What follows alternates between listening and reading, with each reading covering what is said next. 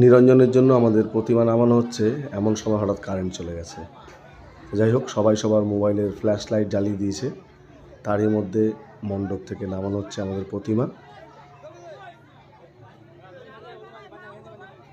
এর আগে পর্যন্ত সবার মন ভালো ছিল, কিন্তু এই প্রতিমা নামানোর সময় সবার মনটা কেমন ভার হয়ে গেছে, সবারই চোখ ছলছল করছে,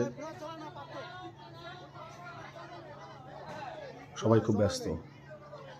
বিশেষ করে একদম জুনিয়র যারা এই বছর একটু বড় হয়েছে, ওরাই পুরো দায়িত্ব নিয়ে, ঠাকুর আনার সময় ওরাই দায়িত্ব নিয়েছিল, আর এখন বিসর্জনের সময়ও ওরাই সবাই দায়িত্ব নিয়ে প্রতিমা নামাচ্ছে।